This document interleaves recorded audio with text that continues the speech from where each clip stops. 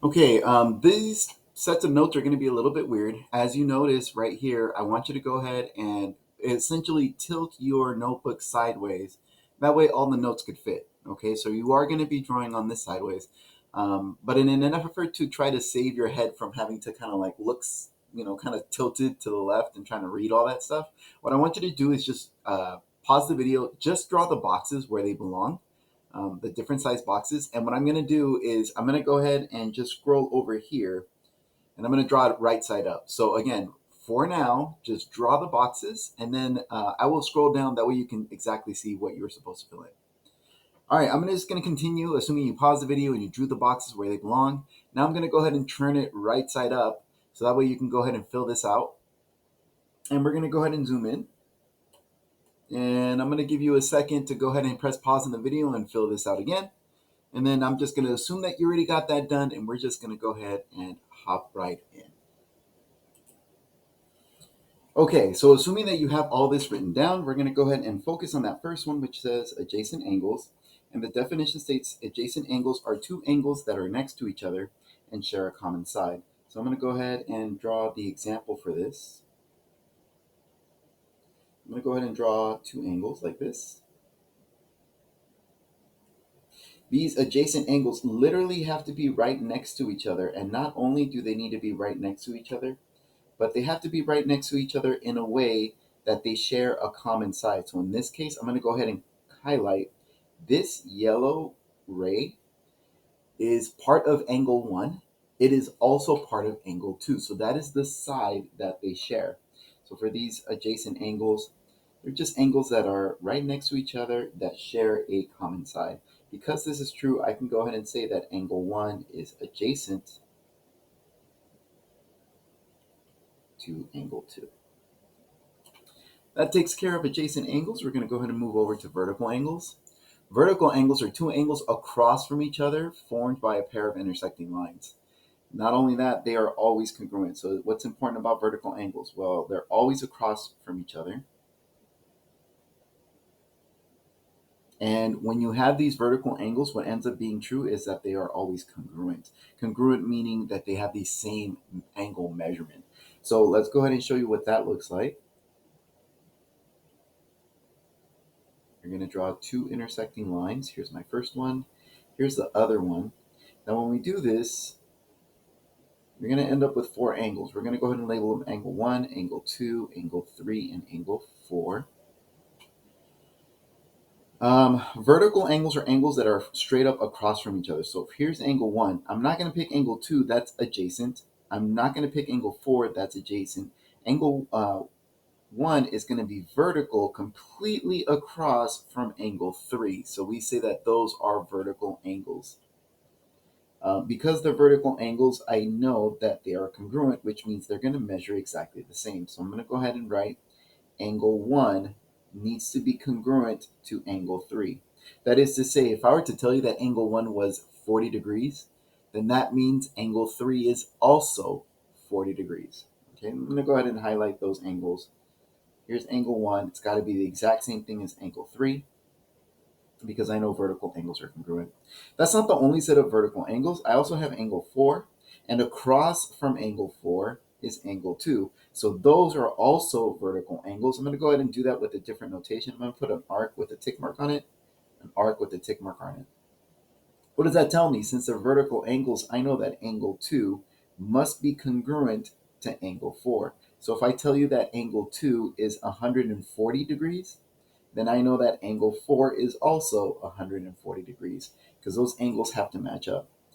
In fact, if you just take a look at them, I mean, they look the same size, right? Like angle 2 is a pretty big angle. Angle 4 is also a pretty big angle. When we were checking angle 1 and angle 3, angle 1 is a small angle and angle 3 is also a small angle. So it looks like just visually it's kind of checking out. We're going to skip linear pair for right now. We're going to scroll down over to complementary angles.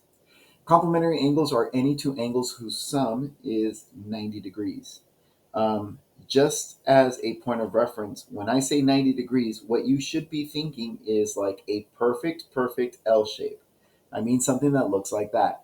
Not like a sideways L, not like a leaning L. Those don't work. It's got to be a perfect L, and that's a good indicator of something being either close to or exactly 90 degrees. The other thing I should be looking for is a little box, and that means 90 degrees, especially if that little box is drawn on that L, then that for sure is 90 degrees. And you know you got at least the first part of complementary angles. But remember, complementary angles are two angles whose sum is 90 degrees. So I'm going to go ahead and leave those images there. I'm going to leave it as a perfect L or that little box. And complementary angles are two angles whose sum is 90 degrees. The important word there is going to be that 90 degrees. Let's go ahead and show you what that looks like. Here's our example. I'm going to go ahead and draw this angle, and oh, look at that. What do you know? I'm drawing a perfect L. Not only am I drawing a perfect L, but I'm also drawing a perfect L with a 90 degrees. So I already have the 90 degrees. And then within that, I'm going to go ahead and add in an extra ray, splitting this angle into two smaller angles. I'm going to call this one up here angle 1. I'm going to call this one here angle 2. I'm going to notice and I'm going to say, okay, well, they didn't tell me the measurement of angle 1, so I'm going to go ahead and write measurement of angle 1. I don't know what it is. I do know that it's going to be less than 90 because it's within that 90 degrees. So the measurement of angle 1 plus, if I were to add it to the measurement of angle 2, if I were to combine it with this little angle here, again, I don't know how much angle 2 is. I do know it's more than likely less than 90 because it's embedded within the 90, is equal to, now when I put those two angles together, what I end up, the result of that is going to be this angle right here, right? This big angle, which I guess you can highlight it over here if you want to see it bigger, but essentially I'm getting that 90 degrees put together. So even though I don't know how much angle 1 is and I don't know how much angle 2 is, I do know that when I add them together, what I end up with is 90 degrees. Since when I add the two angles up, I get 90 degrees, then I can say, so angle 1 and angle 2 are complementary.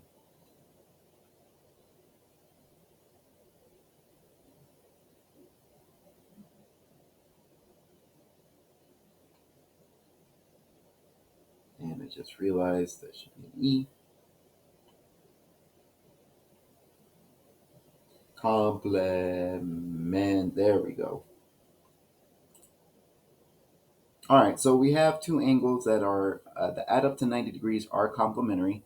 Supplementary angles are very similar. The only difference is for supplementary angles, you need two angles whose sum is 180 degrees. So that's going to be the important factor there. It's got to add up to 180 degrees. You need to have two angles adding up. And let's see, supplementary angles, since it has 180 degrees, you should be thinking of two shapes. 180 degrees is either you're going to be looking for these straight angles. Whoops, let's go ahead and draw that again. You're either going to be looking for these straight angles, or remember that 880 degrees is half a circle. So you should be looking for something that kind of looks like this shape, right? It's doing half a circle all the way around. All right, so we have the definition down. Incidentally, I have those two images, and we're really not going to use them exactly the way you think we might right now. Let me go ahead and give you the example of what supplementary angles look like. I'm going to go ahead and draw this first angle. It's going to go and head off like this. If you kind of visualize like the 90 degrees would be like a perfect L, in this case a backwards L. This would be my 90 degrees. So I know that this is actually open more than 90 degrees. So this angle we call obtuse. It is more than 90 degrees, okay? In fact, I'm going to go ahead and tell you how much, we're going to call this angle 1, but I'm going to tell you that angle 1 is 150 degrees. We're going to go ahead and draw another angle. It's going to be almost like its partner. Here is angle 2. Angle 2, I'm going to go ahead and tell you, is 30 degrees. Okay, so I got my example drawn.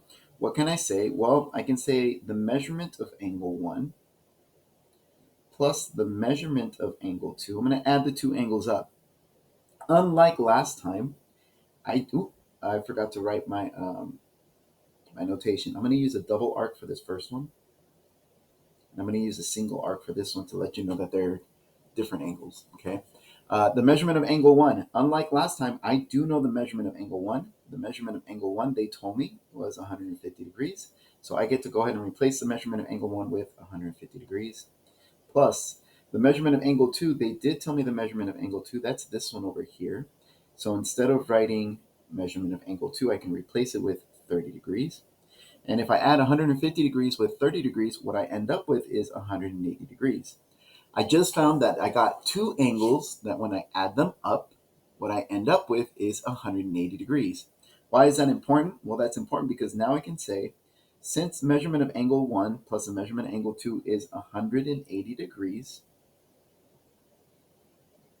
then I can say, so angle 1 and angle 2 are supplementary.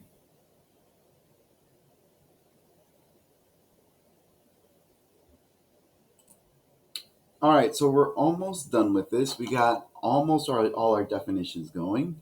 Adjacent angles are angles right next to each other. Vertical angles are angles on opposite sides or across from each other. Complementary angles are two angles that add up to 90, and supplementary angles are two angles that add up to 180. The only thing we have to discuss now is a linear pair. A linear pair are two angles that are adjacent and supplementary. So we're going to go ahead and highlight those words. Adjacent and supplementary. Together, this pair of angles will have to form a straight line. Okay. All right. So let's take a look at what this looks like. We're going to go ahead and draw our example. Our example is going to be a straight line like this, and we're going to go ahead and split that up, maybe right around here. I'm going to call this angle 1. I'm going to call this angle 2, and I'm not going to tell you how much they measure. Okay. So let's see, measurement of angle 1. Do I know the measurement of angle 1? I don't see anything there. So even though I do know it's going to look like this, I don't know exactly how much that is, so I cannot replace it. I'm just going to leave it as the measurement of angle 1. Plus the measurement of angle 2. Measurement of angle 2, that's this piece right here. But because they didn't tell me how much it is, I don't get to replace it. If I add those two, do I know how much it's going to add up to? Well, because I see this figure right here, see I have this angle 1, and I'm putting it together with that angle 2. And when I do that, it forms this big angle going here, which is exactly this one, which means they're supplementary, which means I know they add up to 180. Another way I could have seen it is if I were to put the two angles together, then I would end up with this big super angle like this, and that super angle is making this half circle. So again, it's further verification that I'm getting the 180 there. So even though they didn't tell me how much angle 1 and how much angle 2 is, I still know that it is going to measure up to 180 degrees because of what I just said earlier.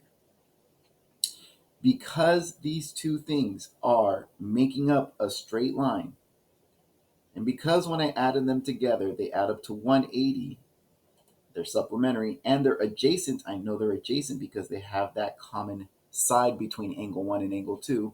Then I can go ahead and say, so angle 1 and angle 2 are a linear pair.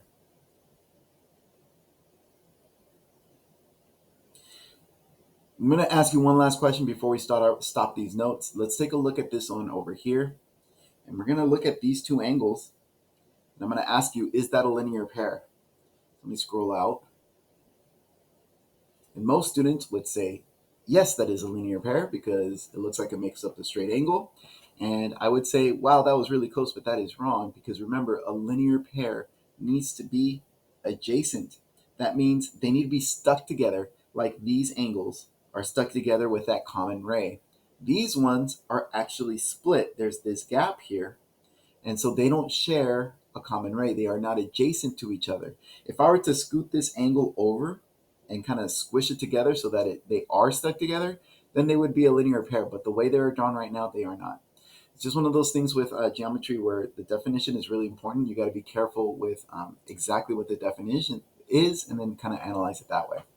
All right, that's all I have for today. If you have any questions, as always, feel free to ask.